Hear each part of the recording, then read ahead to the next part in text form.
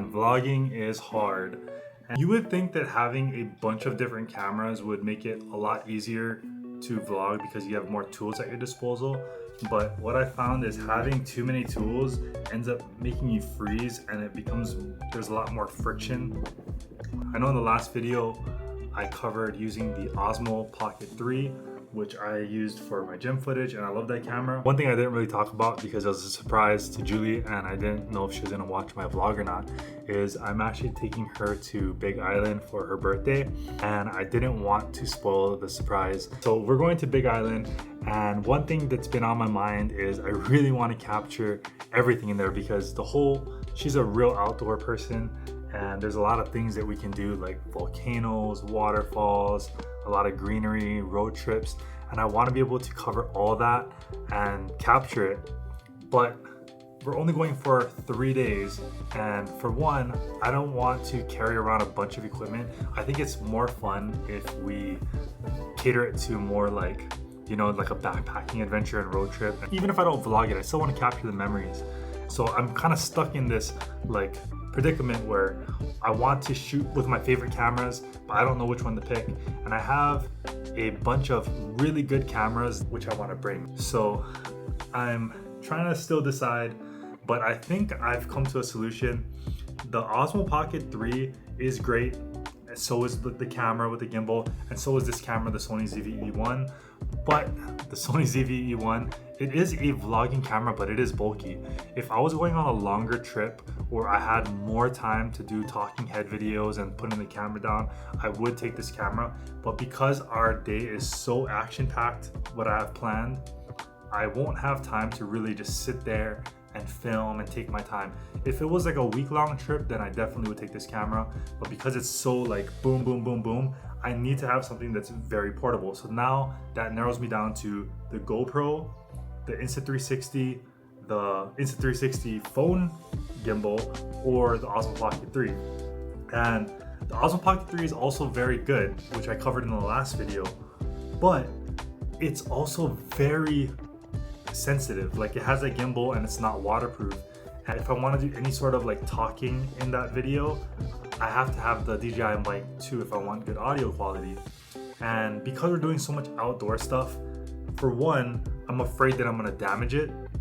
And then two, there's a lot of settings that I have to touch and be finicky with, where I want to enjoy this time with Julie on her birthday, so I don't want to take away from that by busting out the camera, playing with the settings, and having to do it that way. So I might still bring it along just in case there's any kind of downtime at the hotel or something, but for the most part, I don't want to be sitting there finicking with the camera and then trying to aim and playing with the settings and then taking away.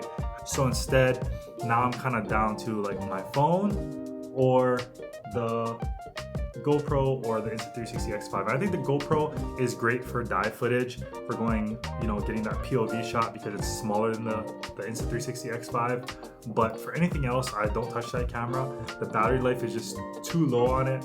And for my phone, yes, I do have the Insta360 Flow 2 Pro, which I think is a great tool, and I watched a bunch of tutorials on it last night, and I think I should start using this more because this thing is a pretty cool tool.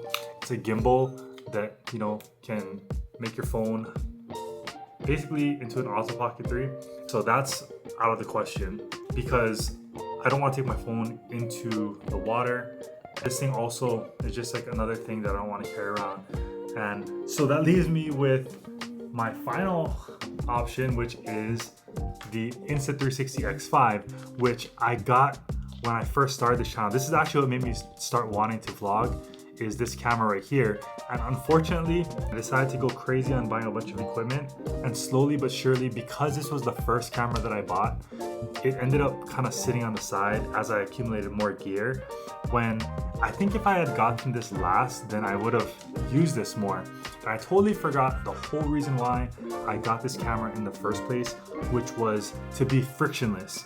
And what I mean by that is I wanted a camera where I could be present in the moment without having to think, am I getting a good shot? Does the shot look right? Am I afraid of the wind condition, the water conditions, damaging it? This camera right here is completely waterproof, I mean, up to like 60 feet. Even when I dive with this, I use the dive case. But like earlier, when I went to the gym, it was raining and I didn't even care. If that was my Osmo Pocket 3, I would be freaking out because I'd be scared, you know. And even this camera, the Sony ZV-E1, I'd be afraid to damage it. So this camera right here, never afraid of any kind of light water or even putting it in water.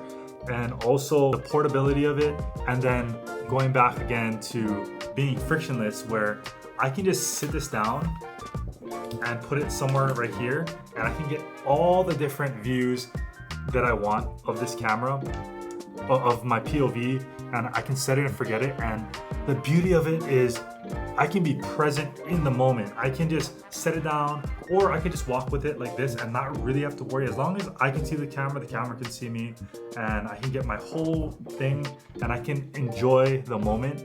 And then later on in post-production, I can go look back at that footage and then I can edit it and reframe it. So that's why I got this camera. There's a lot of reasons why I stopped using it. One of the main reasons, aside from, you know, getting more gear, is that a lot of the tools I think were super bulky. When you use some of these like tripods and like selfie sticks, they're super long. So even though this camera is like about this size, that's not the whole package. You have still additional attachments that you have to put on it. So that makes the thing way bigger. So it just felt big to me, even though it was small. But there's a lot of solutions to that. So I actually found a magnetic mount on Amazon. One that I'm using for my selfie sticks is this right here. I'm still gonna bring my selfie stick with me on the Big Island trip. That's only for special cases, like if I'm gonna go into the water or I need a huge long shot. But for everything else, I've been using this, and the reason why I like it is it's about the same size as the Insta360 X5, and it does have a selfie stick. It's not the longest, but what I found is you don't need it to be super long. But you just do this and you have a nice, decent sized selfie stick, and I can just walk with this in front of me and capture everything around me.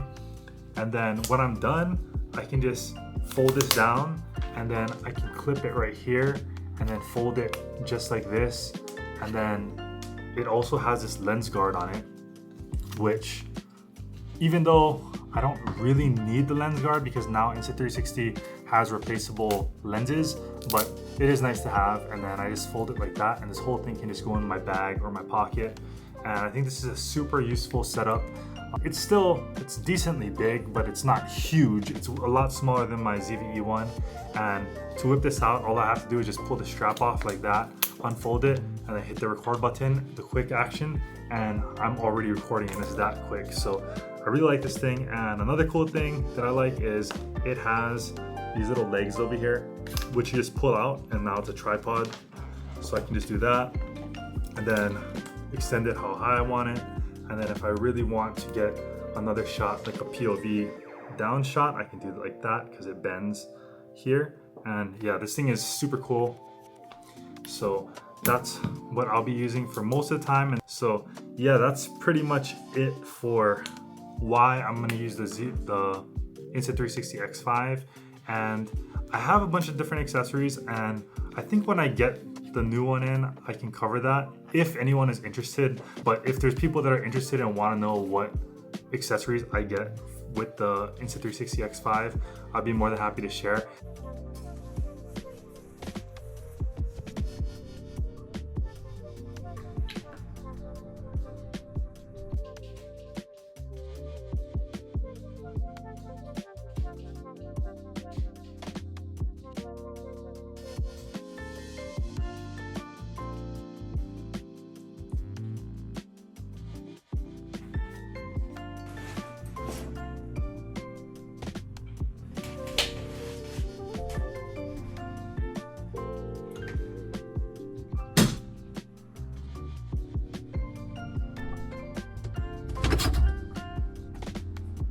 So the reason why I started using this camera again is because in a couple of weeks, Julie and I are going to be going to Big Island. I'm taking her on a surprise for her birthday, and I couldn't pick with all the cameras that I have. I want to bring the Sony camera, I want to bring the DJI, and I want to bring my phone camera gimbal. I have all these cameras, but then practically speaking, from the things that we're going to be doing, a lot of it's gonna be outdoors. And have the Insta360 just do all of that. I won't have to be afraid of busting the gimbal or getting my phone wet or not being able to take it because the camera's too big. Oh my God, I didn't even press the elevator. Because this is Julie's 30th birthday and I want to make sure that I'm enjoying it with her. I don't want to be too involved in, did I get the shot or not? So right now I'm just going to be headed to Starbucks. I need to get a coffee and then I'm going to hit a leg day workout. I'll see you guys when I see you guys. So like an idiot, I totally forgot my badge so that I can get into the gym and I have to turn back around before going to Starbucks. That's what happens when you're dealing with ADHD. But this has happened so many times, but I'm so happy it didn't happen during a weekday because that's when I go to work and I need my badge for work as well. And if I didn't have my badge, then I'd be screwed because there'd be traffic, and yeah, traffic sucks.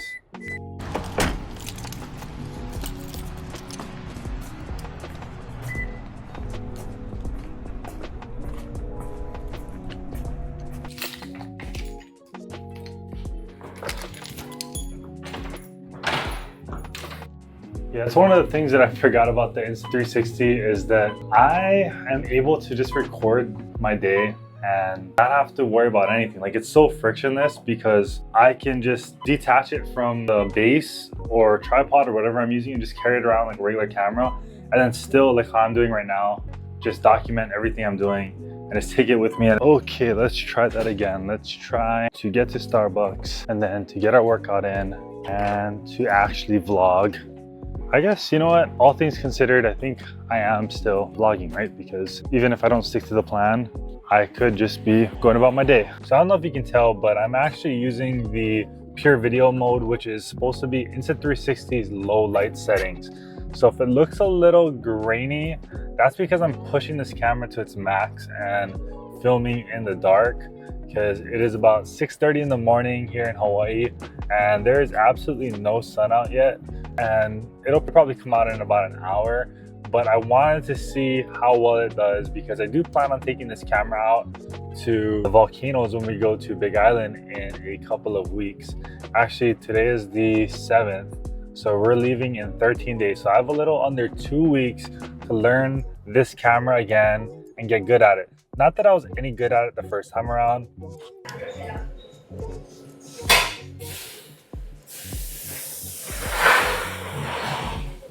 So I wanted to record in here, but when I got in here, it looks like I'm the only one in here.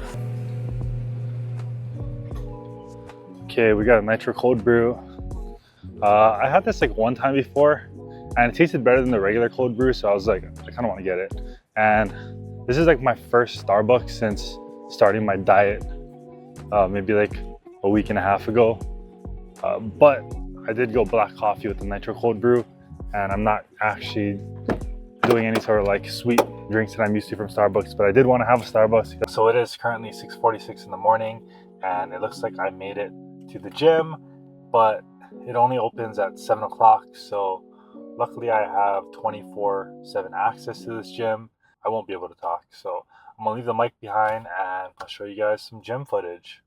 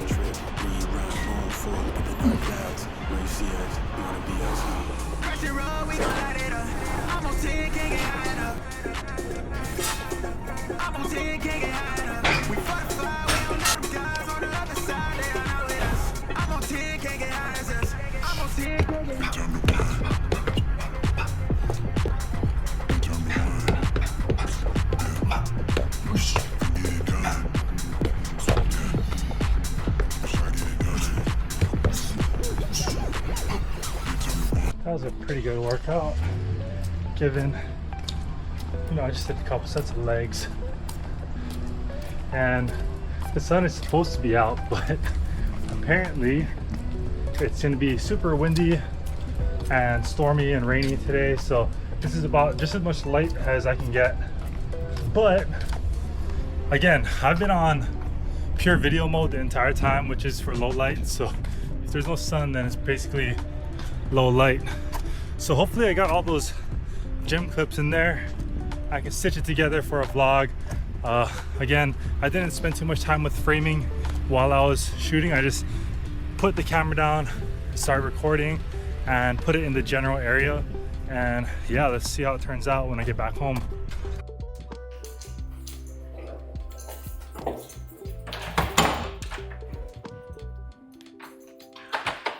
Okay, I'm back home.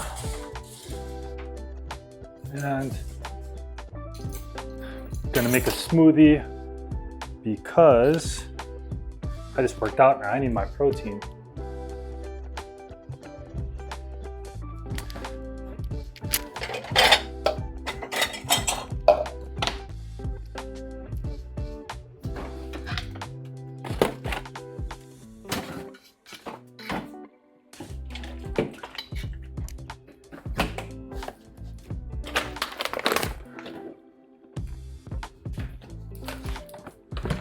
So I've done this before, but I'm pretty much starting this channel all over again.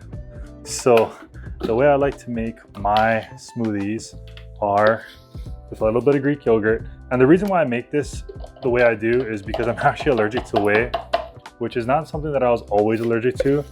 I actually used to drink a lot of whey when I was younger and I was competing in powerlifting because I needed to have a lot of protein, or at least I thought I did. And I would just consume a shit ton. I would consume a lot of whey protein. And I took a break from lifting, and when I decided to come back, so I took a break from like the time I was 22 to about 25 or so 3 years of not lifting. And from there, I basically started trying to get back into shape, and I started drinking whey protein shakes. Well, I would go to this gym that served smoothies that were similar to this one. And when I went to the gym, when I started drinking the smoothies, I started noticing on the way home that my throat would get itchy, or I'd get itchy on my body. And I was like, oh, but I never thought it was anything to do with my smoothie. I always thought it had something to do, like, I don't know, like I just had something weird. Like I would have all this mucus come out and I didn't even think anything of it. And then I started picking up a pattern. Every time I would drink something with whey, then I would get like that feeling. And then it came to the point where I was trying to drink, it would get worse and worse. And then I started noticing one day after I worked out, I drank a protein smoothie from that gym that blended it. And I found out, like I realized that my throat started closing up and then I couldn't breathe. I was sitting in my car and like I almost blacked out because I was like, holy crap, I can't breathe. And I started wheezing, and then I was like, okay, let me try something else. So there was like a whey protein bar I had at home that I never ate before. And then when I got it, it ended up like, when I ate a bite of that, like my whole mouth was itchy. And then I realized that I'm allergic to whey. And over the years, I've tested it in smaller and smaller amounts just to see how I react to it. And anything that has whey in it causes me to have allergic reactions. And every time that I would do it, every time I'd have just a little bit, it would get worse and worse. So it came to the point where like I felt like I was gonna die. So I stopped drinking whey protein, and then I tested vegan protein, which I'm not vegan at all, but because I know it doesn't have whey in it because it's not an animal product, I decided to try it, and sure enough, I'm fine. So I actually drink a lot of vegan protein, or I'll have like Fairlife works for me because it doesn't have any whey. It uses like a different part of the milk, I guess, that has no whey in it that gives me that allergic reaction. So I can drink that as well. But I made this smoothie specifically because I like that. I love that smoothie that I got from that gym, but I wanted it in a vegan smoothie. So I asked them, hey, what's the ingredients in here? And they're like Greek yogurt, some protein, some chocolate protein, some blueberries, and some apple juice. So I made my own concoction, and because I'm lacking the whey protein in there, I added collagen for skin and all that stuff.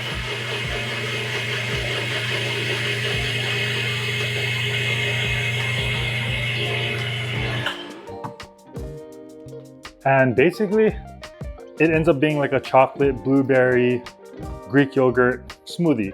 And I've been drinking this now since about like 2021. And what I found is that it's super low in calories. And it keeps me full, and it's like my sweet treat.